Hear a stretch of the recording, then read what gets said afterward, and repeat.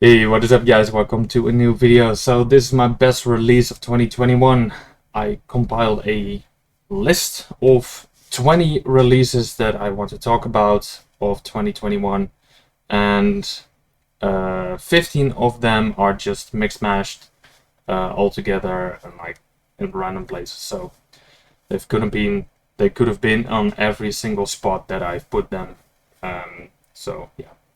And the last 5 are just from 5 to 1. So start with Cerebral, Effusion, Ominous Flesh, Discipline. Ferocious, brutal death metal. That's all I need to say. These guys know their stuff. Then we got Doodswens with Lichtvrees, which is a Dutch band. Two girl project from the Netherlands, just phenomenal black metal, raw as fuck, atmospheric as fuck. They have been touring with Marduk, if I'm correct, so that's something in their very young career. Then we stick in the Netherlands for Helleruin with War Upon Man, just phenomenal. In 2016, I think I listened to, and I still have it somewhere, their 2015 or 16 demo, which was really great, and they scripted further, and War Upon Man is just really good. What is also really good is La Morsure de Chris from the band called Seth, and this is just ferocious black metal. That's all I can say about this. It's just really good black death metal, if I'm correct. It has been a while since I listened to them, but really great stuff. Then we get Dodsrit with Mortal Coil, black metal, atmospheric black metal, really good. I think I've done a review on Dutch brutal death metal thrash for them, so that's really great, and go check out Dodsrit.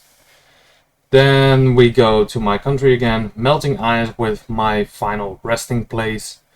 Just a phenomenal, I believe a new Dutch old school death metal band. Really good. Totally stripped the old school death metal sound and went back to the essence of old school death metal. That's exactly what Melting Ice has made with My Final Resting Place. Then we have Gojira with Fortitude. Don't have to say anything about it. Progressive death metal, really great stuff. Then we go back to the Netherlands. Korpse with Insufferable Violence. Really great slam. They're the slam kings of the Netherlands, so without a single doubt. Then we have Sewer with Death Miasma. Really funny death metal with, well, not funny, it brings back the fun in death metal with that hint of grindcore somewhere, and just fucking amazing. Really fun as well. Then we got Antichrist Siege Machine with Purifying Blade, and yeah, sometimes you see on like social media one of those cringy things where you say a band name or an album or a song name which you'll be listening to if you're on a killing spree or something. Sometimes you see those cringy ass things. That's exactly what people should be listening to. Not enforcing it, but yeah, it's just ferocious black and death metal, how it should sound. The war metal is just freaking amazing, so really fun. Then we go to a little bit of a controversial band. They got a lot of hate for releasing this. Tetrarch with Unstable, and most of you will say like, the hell is that? Well, it's a band that in the mainstream media got they got a little bit of slack for ripping off Korn. I can see why. They tried to bring the late mid 90s new metalish vibe back, but they do it with their own twist, like Greta Van Vleet is doing with Led Zeppelin and stuff like that. Airborne with AC/DC, but a little bit more beat. What I really love about Tetrarch is their use of vocals. I can say that the combination of the vocal style is between the vocalist from Static X, or used to be, may you rest in peace, the vocalist from Static X, and the other guy that died from Linkin Park. The his name, yeah, you know who I mean. So yeah, really, really great stuff. New metal, how it should sound, in my opinion. So then we have Schavot with Galgenbrok, if I pronounce it correctly. Even in my own language, I sometimes got scared of my pronunciation, like. But yeah, Schavot with Galgenbrok is the first release of Schavot. Really, really great stuff. It sounds haunting, it sounds soothing, all at the same time, and he has done an amazing, amazing job, so go check it out. Then we go a little bit south of the Netherlands to our neighbors in Belgium. Amenra with the Doorn, and if I'm not mistaken, this is the first whole album that they've done in Dutch, so that's really intriguing to hear the lyrics sung in your own language. They have done that before, but to have a whole album this heavy, this emotionally loaded in your own language, that's quite something. Then we go to some horror metal-ish stuff. Rob Zombie with the Lunar Injection Kool-Aid Eclipse Conspiracy. That's a mouthful, and it's such a fun album to listen to. It's a mix between Hellbilly Deluxe and the Sinister Urge. For me, it's really, really fun. Mix it with modern type of recording, and you got this freaking piece of awesomeness. And for the last one, we go back to the Netherlands again, and this is some progressive metalcore, like modern metalcore. Jesus, there's a lot of M's. For Dear Mother, with their release Bulletproof, and this was the highly anticipated crowdfunding album, if I'm not mistaken, and it's phenomenal. Needless to say, this is recorded by people who know what they are doing, and just amazing, just really, really good. So yeah, we arrived at my top 5 of 2021. So at number 5 we got Archspire with Bleed the Future.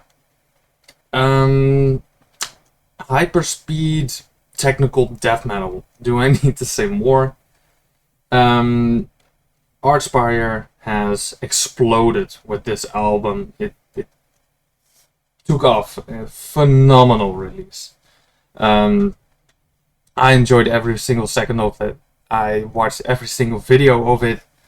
I even watched the video where the mothers of the band members reacted to the music videos where the band members, their head exploded, and it was fucking funny. So yeah, brutal, hyper speed, technical death metal, fucking awesome.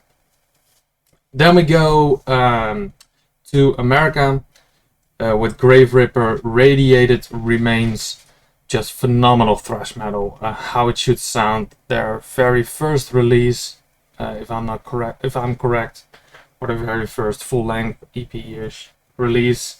Really, really great thrash metal.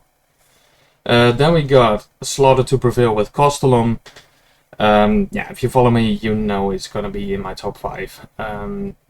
Demolisher, Baba Yaga, stuff like that. Fucking amazing. Then the only album that I got in 2021 is this, and that's at number 2, Kauan with Ice Fleet. really, really great stuff. So if you open it up like that, you'll see the very minimalistic artwork. Also really fucking cool. Yeah, Kauan is still one of my favorite bands, and the last one was a kind of a meh for me, but this one is just freaking phenomenal. The only negative thing about this that it is too short for me. It could have been longer, but hopefully they will return with something even better than this. They bring the heavy stuff back. They haven't done that with their previous release that I also have. Still fucking great.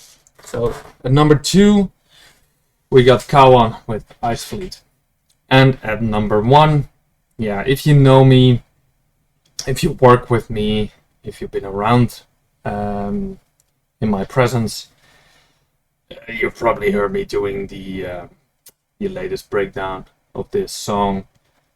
Yeah, so maybe you know what I'm talking about, but my best release of 2021 is Lorna Shore with And I Return to Nothingness. Those 3 songs are just insane. Like the chord progression, the melodies, the melody of the vocals, the musicianship is just mind-blowing, and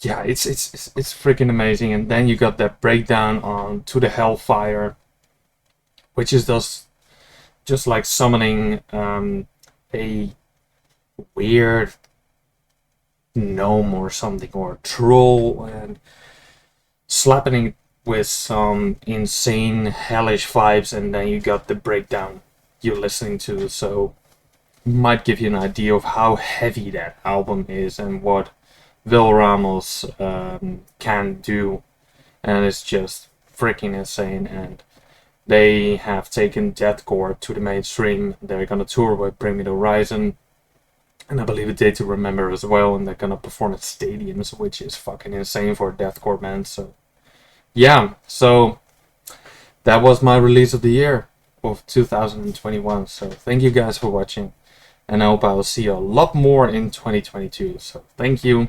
See you next video.